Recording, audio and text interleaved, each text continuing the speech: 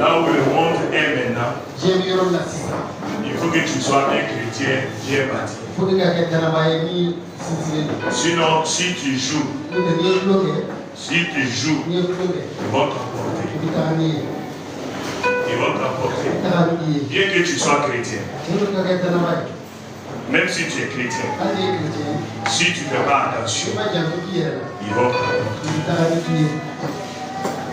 Ils vont t'emporter. C'est pourquoi, comme le vendredi, je le disais, il faut que nous puissions monter. Il faut que nous puissions nous élever à des hauteurs spirituelles. Il faut que sur le plan spirituel, l'on soit grand.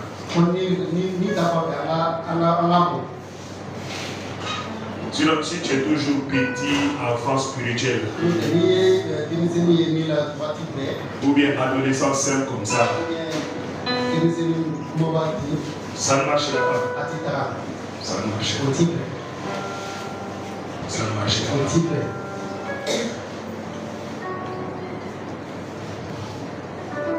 Vous ne savez pas qui est qui. Vous ne savez pas ce que veut l'autre.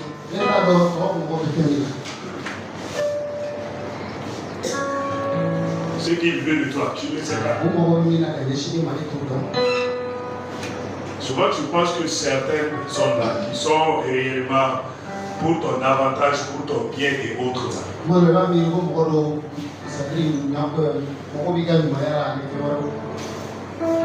Ils ont des pensées derrière. C'est pourquoi il faut que spirituellement parlant, dans la foi, tu sois un chrétien solide. Un chrétien qui marche dans l'esprit, qui vit dans l'esprit. C'est pourquoi il y a certains ici. Ce soir-là, le Seigneur va te révéler des choses. Il y a des gens à qui tu fais confiance. Or, ils sont en train de te tuer à petit feu. Non, il y a ta soirée. Ils sont en train de te tuer à petit feu. Tu ne le sais pas. Tu ne le sais pas. Tu ne le sais pas. C'est pourquoi le feu de l'esprit, il faut que ce feu-là reste amené. Que ce feu brûle. Si ce feu brûle en toi, tu seras toujours alerte spirituellement. Tu vas connaître les choses spirituelles. Et quand l'ennemi vient, le feu là va brûler le premier. C'est pourquoi je vous encourage, venez les vendredis. Il y a des choses que je ne peux pas dire en direct ici. Mais les vendredis, je parle des profondeurs. Pour que tu puisses comprendre comment ils opèrent.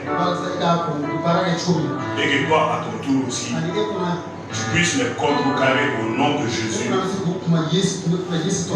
Par le sang de Jésus, le jugement de la croix, et la puissance du Saint-Esprit. C'est très important. C'est très important. Nous allons juste introduire un peu le thème du mois. Le thème du mois, c'est le mois du repos et de l'intimité avec le Seigneur. Donc le repos et l'intimité. Donc en ce mois d'août, le Seigneur, dans son plan divin pour nous, veut un repos pour nous. Il veut ton repos. Il veut mon repos. Il veut que nous soyons dans le repos. Mais quand tu regardes aujourd'hui, dans le monde, beaucoup d'enfants de Dieu ne sont pas dans les églises. Quand tu regardes dans les églises, beaucoup de chrétiens ne sont pas dans les églises. Ils ne sont pas dans le repos. Beaucoup sont chargés. Beaucoup sont fatigués. Et beaucoup ont beaucoup de choses sur les cœurs. Des choses qu'il n'arrive pas à partager. Des choses qu'il n'arrive pas à déclarer. Des choses qui sont cachées dans les coins des vies des cœurs. Ces choses font qu'il n'y a pas de repos dans beaucoup de vies. Souvent des manques de pardon. Souvent des jalousies. Et beaucoup d'autres choses. Il y a un repos divin. Il y a un repos divin. Et le repos dont il est question ici, il ne s'agit pas du repos physique que nous prenons. Souvent tu travailles, tu es fatigué. Comme tu es fatigué, je viens me reposer. Ça c'est le repos physique naturel. Ça c'est le repos charnel corporel. Mais nous ne parlons pas de ce repos. Nous parlons du repos spirituel. Si quelqu'un est reposé spirituellement, si quelqu'un est dans le repos, dans la dimension spirituelle, s'il est dans le repos, dans la dimension spirituelle, c'est le repos spirituel va se manifester dans la dimension physique. Parce que c'est le spirituel qui contrôle le naturel. Le spirituel, les choses spirituelles, c'est ce qui contrôle les choses terrestres. Les choses qui sont sur la terre ici, les choses que nous voyons, les choses par lesquelles nous passons, les choses que nous expérimentons, tout est décidé dans les dimensions spirituelles. Quand les choses sont décidées dans les dimensions spirituelles, elles vont se manifester sur la terre. Et si ce sont de mauvaises choses aussi, certainement, ces choses-là vont se manifester aussi. Et la plupart du temps, beaucoup de chrétiens n'opèrent pas dans cette dimension spirituelle. C'est pourquoi on a toujours dit que la vie chrétienne n'est pas une religion, ce n'est pas une vie physique terrestre, charnelle. C'est une vie spirituelle. C'est pourquoi Paul a toujours dit aux églises, soyez remplis de l'esprit, marchez en esprit, chantez en esprit, proclamez dans la dimension spirituelle. Il dit d'opérer dans la dimension spirituelle. Quand tu opères dans la dimension spirituelle, la dimension naturelle terrestre, cela sera sous ton contrôle. Ce que tu auras décidé là-bas, dans les dimensions spirituelles, ce que tu auras établi là-bas, c'est ce que tu vas voir sur la terre. Mais si tu n'opères pas là-bas, quand tu ne décides pas là-bas, tu ne fais rien là-bas, tu n'opères pas là-bas, comment tu vas opérer là-bas? C'est par ton intimité avec le Seigneur. Tes temps de prière, tes temps de jeûne, tes temps de communion, tes temps où tu viens méditer la parole de Dieu. Tu lis la parole de Dieu. Tu pries sur cette parole. Tu es dans le jeûne. Tu te consacres au Seigneur. Tu écoutes le Seigneur. Et toutes ces choses-là vont t'aider à recevoir dans la dimension spirituelle. Tu vas recevoir dans la dimension spirituelle. Et quand tu reçois dans la dimension spirituelle, ce sont ces choses qui vont se manifester. Mais beaucoup de chrétiens n'opèrent pas là.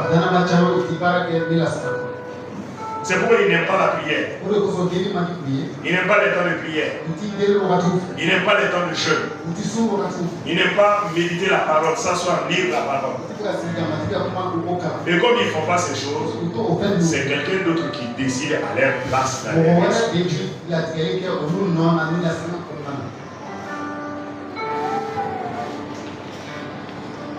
Cette autre personne-là, ce n'est que Satan. Et les démons, les sorciers, les féticheurs, le monde occulte. C'est eux qui décident là-bas à leur place. Et c'est pourquoi quand tu regardes leur vie, tu vas voir, il y a toujours des problèmes, il y a toujours des difficultés, il y a toujours des situations incomprises.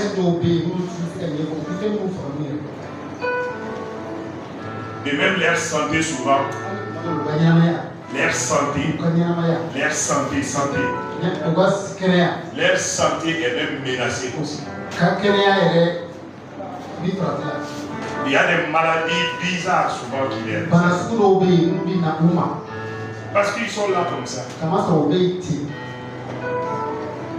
Comme je le disais, là où le monde s'en va maintenant, si tu ne te lèves pas spirituellement, tu prends la tête. C'est pourquoi il est question d'un repos, le repos divin. Il y a un repos aussi dans la dimension spirituelle. C'est quelqu'un qui marche en esprit, qui vit en esprit, qui opère en esprit, qui peut expérimenter le repos aussi spirituel. Non, le repos spirituel. Si tu ne vis pas, pourquoi la plupart du temps on parle de repos ici? Parce que nous travaillons dans la dimension naturelle. Le matin, tu quittes ta maison, tu pars au service, tu travailles, tu es fatigué, tu reviens le soir, tu cherches à te reposer. Pourquoi? Parce que tu as fait un travail pendant la journée. Le soir, tu es revenu fatigué, tu as besoin d'aide. Ça, c'est dans la dimension naturelle. Mais dans la dimension spirituelle aussi, il faut un repos. Il y a un repos. Il y a un calme. Il y a une paix. Les choses que tu vois sur la terre, la plupart du temps sont des photocopies des choses spirituelles. C'est l'image. C'est juste l'image, l'illustration.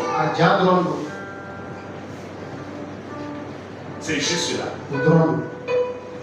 C'est pourquoi il est important que nous puissions aspirer au repos spirituel.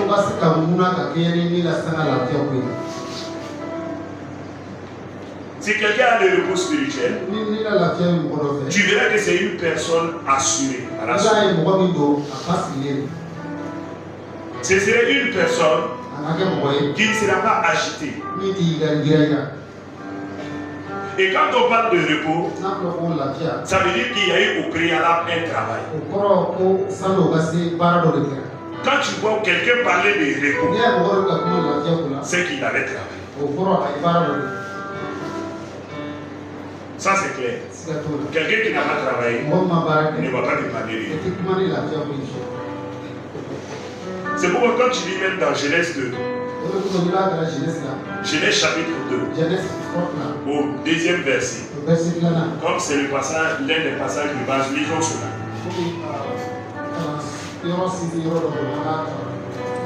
Genèse chapitre 2, le verset, commençons à partir du premier verset. Genèse chapitre 2, le premier verset.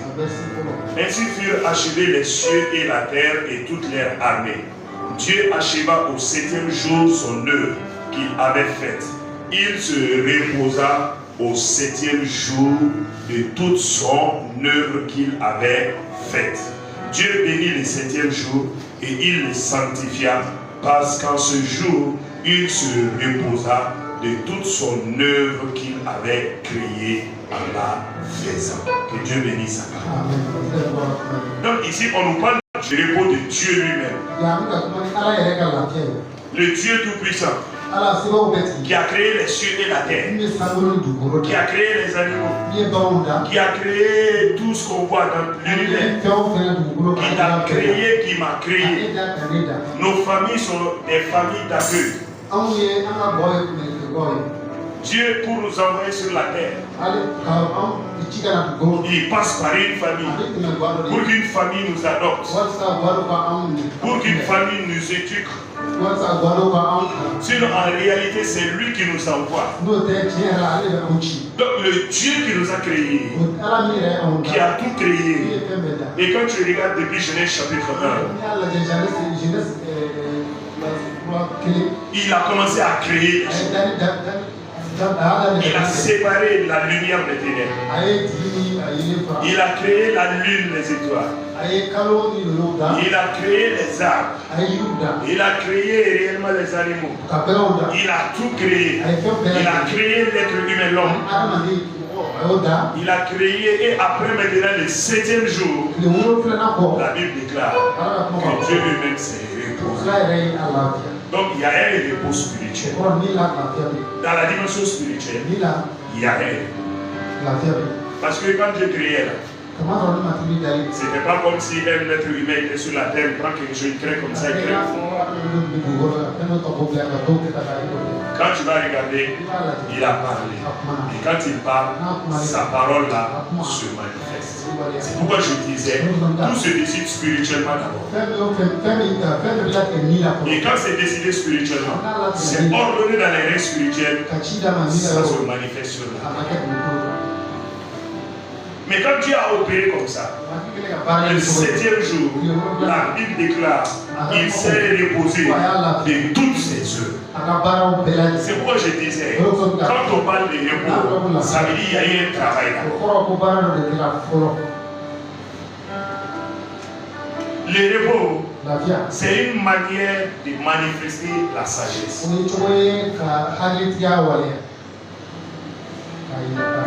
Le repos, c'est une manière de manifester la sagesse de celui qui veut se reposer. Et regardez Dieu ici. Toutes ces choses qu'il a créées, il les a créées une seule fois. Il ne les a pas créées encore. À part l'homme. C'est l'homme qui a été recréé au travers de Jésus-Christ. Sinon tous les autres là, qu'est-ce qui s'est passé? Dieu a mis la sémence de la reproduction dans ces choses qu'il avait créées.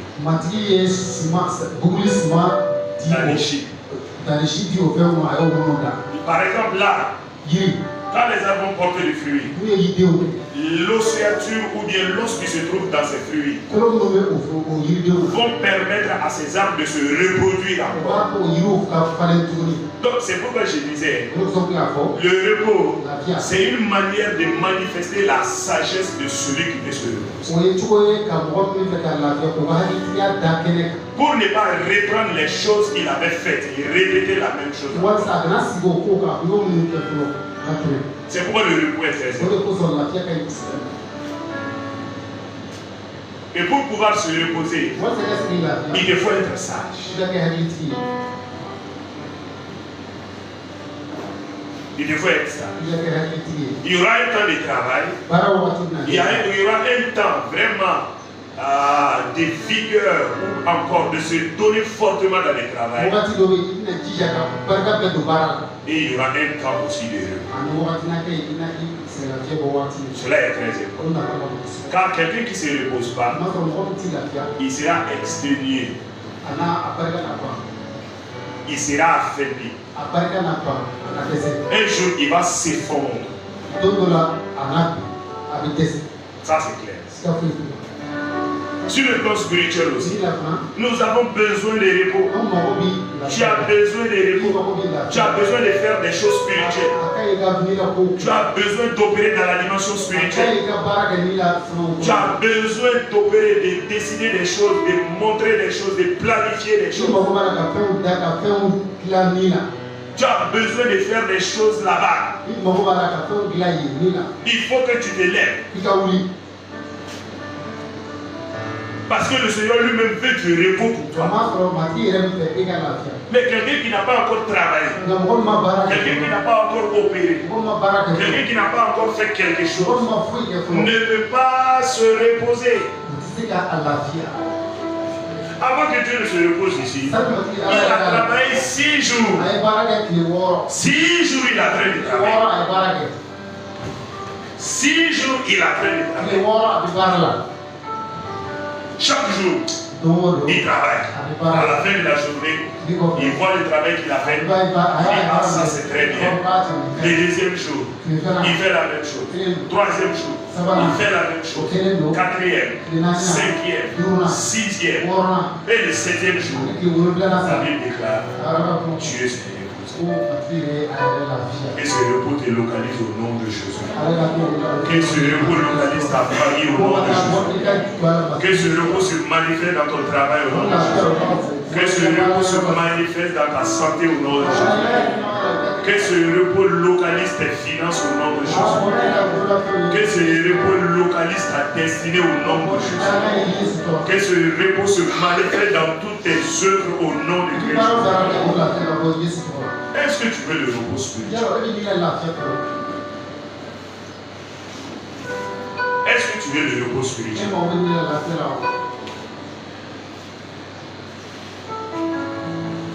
Quand tu regardes très bien, il a dit Dieu bénit le 7e jour. Le repos est un temps de bénédiction. C'est un temps de bénédiction. Dieu s'est reposé le 7e jour. C'était son repos. Et ce jour-là, ce temps-là, ce moment de repos-là, il dit Dieu bénit ce jour. Donc dans le repos, il y a la bénédiction. C'est pourquoi je disais, il y a un travail au préalable d'abord. Il y a une activité accrue au préalable d'abord.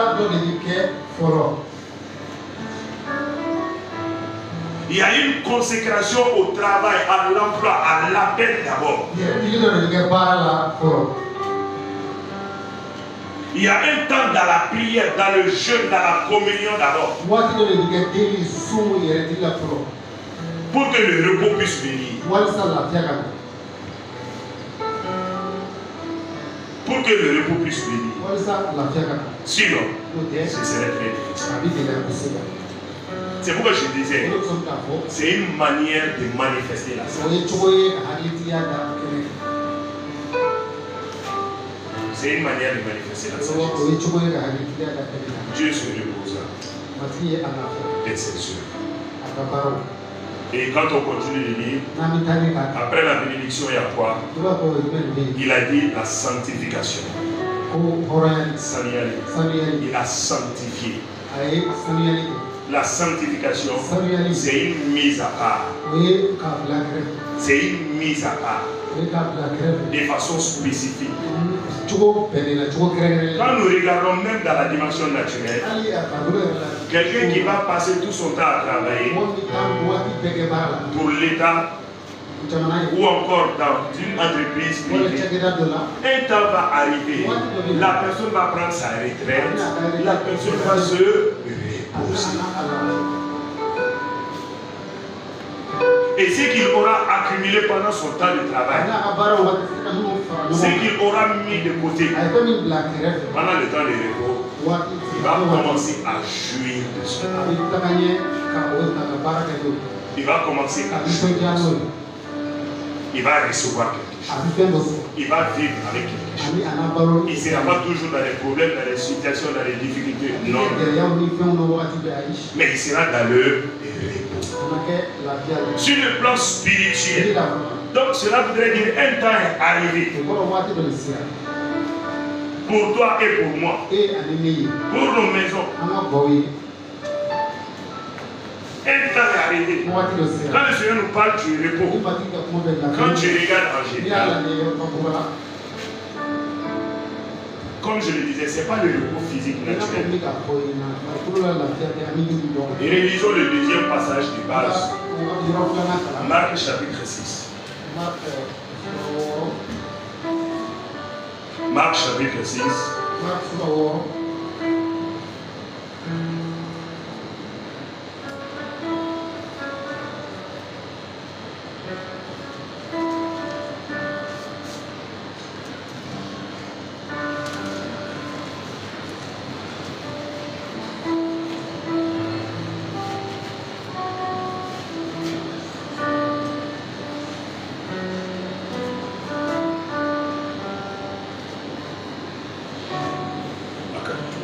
Lisons à partir du premier verset, ça va nous permettre de mieux comprendre.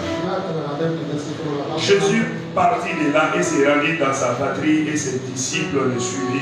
Quand le sabbat fut venu, il s'est mis à enseigner dans les synagogues. Beaucoup de gens qui l'attendirent étaient étonnés en disant d'où il vient cette sagesse. Amen. Donc, allons jusqu'au verset 30. Donc ici Jésus enseignait d'abord. C'est pourquoi je dis de lire ce passage-là, ce verset, pour voir le travail qu'il faisait. Après cela, quand tu vas arriver au verset 7 comme ça, il va envoyer les disciples. Et quand il va envoyer les disciples, ils vont aller travailler, agir. Et ils vont revenir. Et quand ils sont revenus maintenant, au verset 30, les apôtres s'étant rassemblés auprès de Jésus, lui racontèrent tout ce qu'ils avaient fait et tout ce qu'ils avaient enseigné. Jésus leur dit, venez à l'écart. Donc vous voyez ici, il y a toujours un travail avant. Les disciples aussi avaient travaillé. Jésus lui-même avait travaillé. Et c'est pourquoi, par la suite, Jésus parle du repos. Verset 31 maintenant. Jésus leur dit, venez à l'écart dans un lieu désert et reposez-vous un peu, car il y avait beaucoup d'allants et de venants. Et ils n'avaient même pas le temps de manger. Ils partirent donc dans une barque pour aller à l'écart dans un lieu désert. Beaucoup de gens les virent s'en aller et les reconnurent. Et de toutes les villes, on accourut à pied et on les dévança au lieu où ils se rendaient. Quand il sortit de la barque, Jésus vit une grande foule et fut ému de compassion pour eux, parce qu'ils étaient comme des brebis qui n'ont point de berger, et il s'est mis à leur enseigner beaucoup de choses. Que Dieu bénisse sa parole. Quand je regarde ce passage, ils ont travaillé, ils étaient fatigués. Jésus dit reposons-nous. Allons de l'autre côté. Et quand ils prennent la barque, ils sont en train de partir. Qu'est-ce qui se passe? Les gens même les dévancent là-bas pour réellement les attendre, afin qu'ils puissent encore, Jésus puisse les enseigner encore, afin que les disciples puissent encore prier pour eux, afin qu'ils soient délivrés, soient libérés, afin qu'ils soient guéris, afin qu'ils puissent opérer dans la dimension spirituelle. C'est pourquoi je disais, le repos dont il est question, il ne s'agit pas du repos naturel physique. Il s'agit du repos spirituel. Dans le repos spirituel, tu peux travailler bien que tu sois dans la fatigue.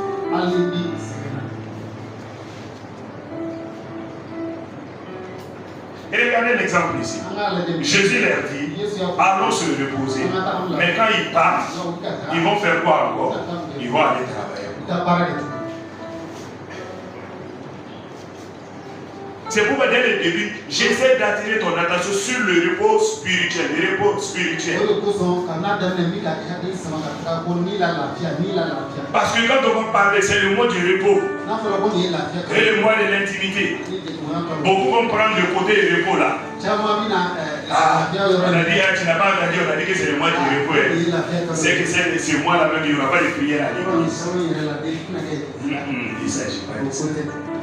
C'est le mois du repos. Comme on ne va pas gérer ce mois-là. Comme c'est le mois du repos là, on doit donner même congé au groupe musical. On ne donne rien. Il ne s'agit pas du repos physique terrestre. Il s'agit du repos spirituel. Dans la dimension spirituelle, il y a un repos. Dans la dimension spirituelle, il y a un cadre.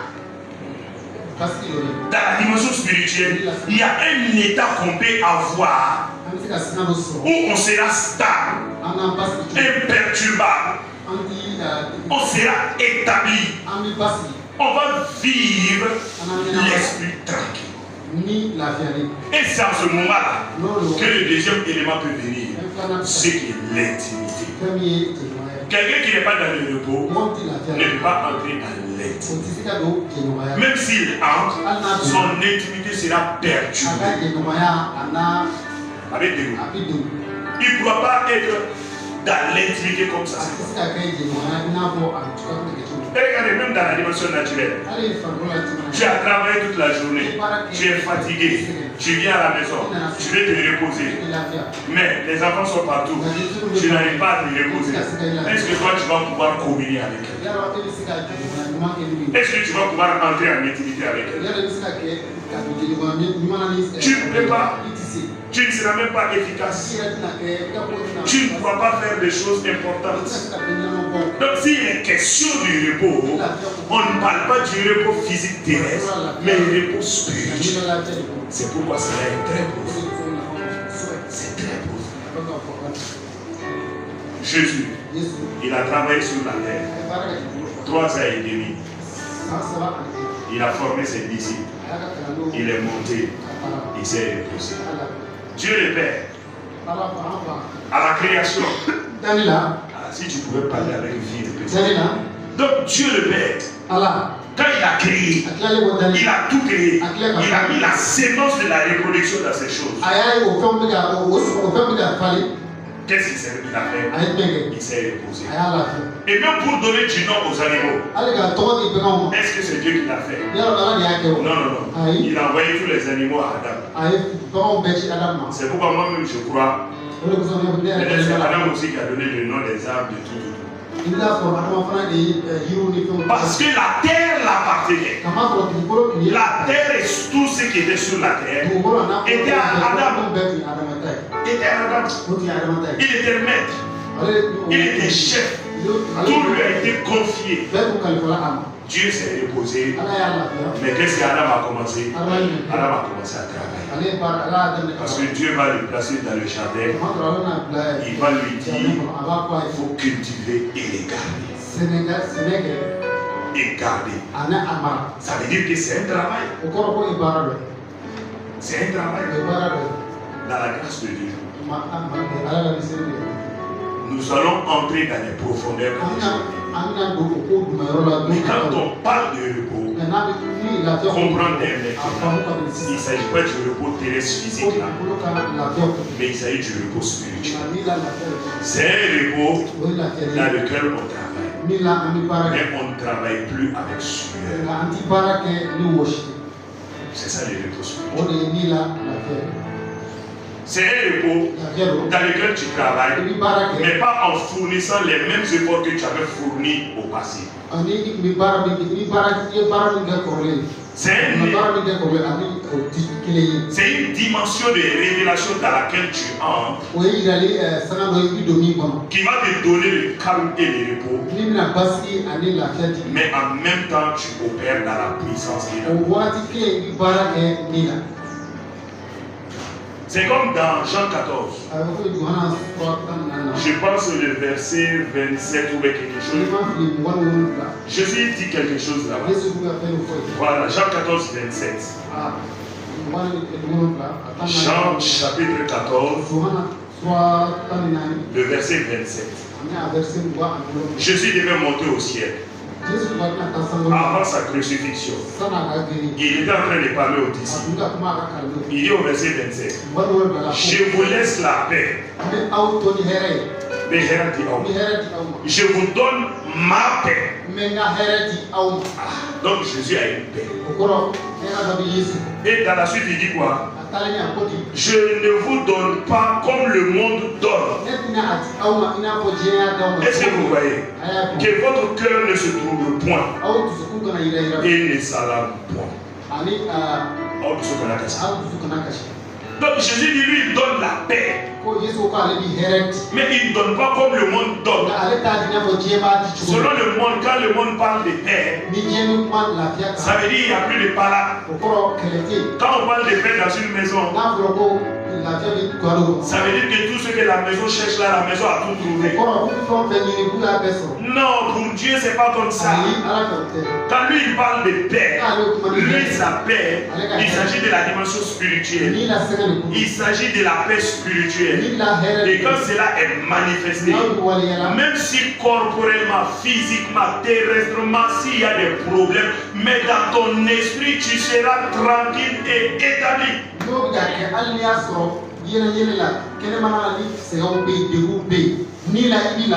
C'est comme Meshach à Abednego. Sadrach, Meshach et Abednego. Les compagnons de Daniel. Quand le roi a dit, on va vous jeter dans le feu. Réfléchissez très bien. Réfléchissez très bien.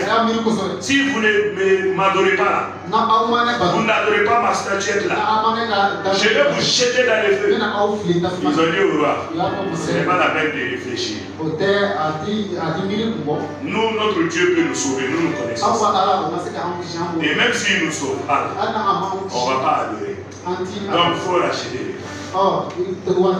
Qui a le problème, qui avait les difficultés, mais l'Esprit de Dieu en toi va établir une paix. Va établir, il va t'amener dans un repos jusqu'à ce que les gens seront étonnés. Tu vas voir tout le monde en train de crier. Tout le monde en train de dire ça ne va pas. Tout le monde en train de dire hey, il y a manque d'argent. Les gens sont en train de dire est-ce qu'eux ils vont s'en sortir. Voilà, je ne suis pas dedans. C'est pourquoi j'ai bien dit ils disent est-ce qu'eux ils vont s'en sortir. Voilà, tu vois. Il faut veiller sur ta parole. Parce que tu es esprit. Ce que tu dis là, ça va prendre forme dans les règles spirituelles. Et ça va se manifester physiquement. C'est très important. Beaucoup, certains se posent ces questions comme ça. D'autres sont agités.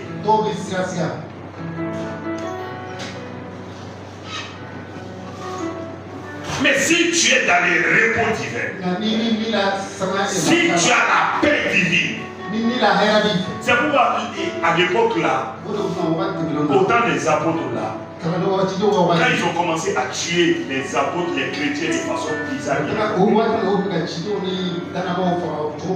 même de nos jours dans certains pays, il y a des gens qui ne comprennent pas. Là où les chrétiens sont persécutés, souvent on les persécute. On les fait du mal. Les gens les font du mal. Regardez, c'est comme en Égypte. Les peuples d'Israël étaient en esclavage. Pharaon les met en esclavage, ils vont travailler durement. Ils font de durs travaux. On les châtie bien. Mais en même temps, ils se multiplient. Ils sont plus nombreux que les Égyptiens. Jusqu'à ce que le Pharaon a dit, faisons attention, ce peuple-là, il faut qu'on commence à mettre des restrictions dans l'eau. Sinon là, quand la guerre va venir, ils vont se rallier à nos ennemis pour nous combattre. Et ils vont posséder le pays. C'est pourquoi j'ai dit, la sagesse là, et le repos là, c'est une manifestation de la sagesse. Quelqu'un qui est sage peut se reposer. Un chrétien qui est sage va vouloir obéir pour se reposer. Donc le peuple d'Israël, ils étaient en Égypte. On les soumet à des durs travaux. Ils font beaucoup de choses, mais en même temps, ils s'épanouissent. Jusqu'à ce que leur maître avait peur. Même Joseph, regardez, il était esclave. Quand il est rentré dans la maison de Potiphar, tellement il avait la grâce de Dieu sur lui, il avait la paix intérieure. Il était dans le repos. Tout ce qu'il faisait prospérait. C'est ça le repos divin. C'est ça la paix divine. Là où les chrétiens sont souvent, on les persécute, on les font du mal. Et regardez même Étienne. Dans la Bible, dans Actes. Ils étaient en train de les lapider. On est en train de lapider le monsieur. Il est en train de rendre grâce à Dieu. Il est en train de dire, oh Dieu, je te rends grâce. Je te bénis. J'ai de l'eau. Il dit que lui, il voit le ciel ouvert. Et le Fils de l'homme s'est levé. Quelqu'un qu'on est en train de tuer, même au moment de sa mort, on est en train de le lapider avec les cailloux. Normalement, il doit crier. Il doit crier. Waouh! Vous allez casser mon dos. Vous allez casser ma tête. Les sang en train de sortir. Mais comme le Saint-Esprit était là, avec la paix divine, avec le repos divin, au lieu de sentir des douleurs, le ciel a voyé le ciel.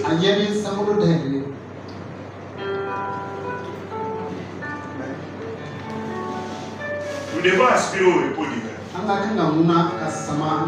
Nous devons aspirer à la paix divine. C'est différent de la paix de la terre. C'est différent du repos de la terre. C'est pourquoi je disais, c'est un repos qui est différent. Cherchons ce repos-là. Cherchons ce repos. Tu es spirituel. Tu dois opérer dans la dimension spirituelle. Paul t'a dit de marcher en esprit, vivre en esprit, parler en esprit.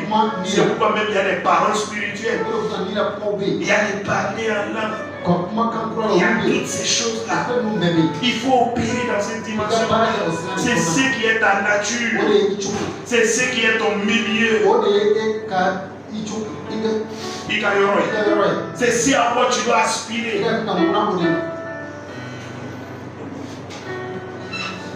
C'est dans ce repos-là. Il y a la bénédiction. Il y a la sanctification.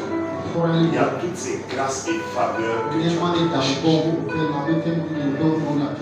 Ma prière, que le Seigneur puisse nous donner cela. Que chacun d'entre nous puissions expérimenter cela. Est-ce que quelqu'un peut se repos-là? Est-ce que tu veux se repos-là? Si tu veux se repos, lève-toi, on va prier, on va demander ce repos. Demande à l'Esprit de Dieu maintenant. Lève-toi, dis au Seigneur que tu veux ce repos-là. Qu'il t'accorde ce repos. Tu as cherché le repos terrestre fatigué, tu n'as pas trouvé. Mais maintenant le repos spirituel. Le repos spirituel. Élève la voix maintenant. Dans le nom de Christ Jésus. Dans le nom de Christ Jésus. Élève la voix. Que tu veux le repos spirituel. Le repos spirituel pour ta maison, pour ta famille, pour tes enfants, pour tes parents, pour réellement ton mari, ta femme. Le repos que Dieu donne, le repos divin. Élève la voix, demande-le réellement. Ta manière de prier prouve si tu as compris ou non.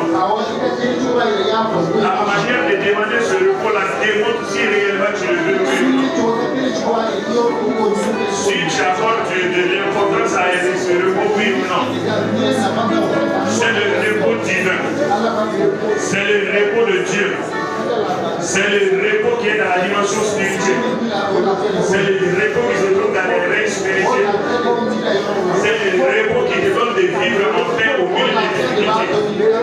Seigneur, nous voulons ce repos. Ce repos pour Maurice Bédé. Ce repos pour la pays. Ce repos dans cette nation malienne. Afin que nous puissions entrer dans l'intimité. Afin que nous puissions communier avec toi. Afin que notre relation avec toi soit bien établie, Seigneur. Comme Meshach, comme Shadrach, comme Abednego. Seigneur, donne-nous de manifester cette sagesse qui est le repos. Donne-nous de manifester cette sagesse qui est le repos. Ce repos divin dans nos maisons. Ce repos divin dans nos familles. Ce repos divin dans nos relations. Ce repos divin, Seigneur, dans notre couple. Ce repos divin dans notre lieu de service. Ce repos divin, Seigneur, dans nos relations avec les frères et sœurs. Ce repos divin, Seigneur, cette révélation qu'il nous faut, cette connaissance qu'il nous faut, Seigneur, qui va nous amener dans les repos, qui va nous faire expérimenter, Seigneur, ton repos. Nous avons besoin de cela.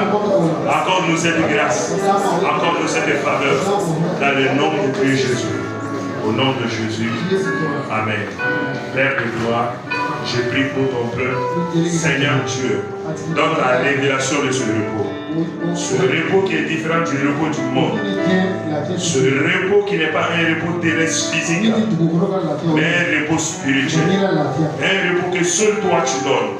Un repos qui se vit dans la dimension spirituelle. Donne-nous de vivre ce repos. À partir de ce mois, Seigneur, que ce repos visite nos maisons. Que ce repos visite nos familles. Que ce repos visite tous les domaines de nos vies. Afin que toute la gloire te revienne. Béni soit aujourd'hui. Au nom de Christ Jésus.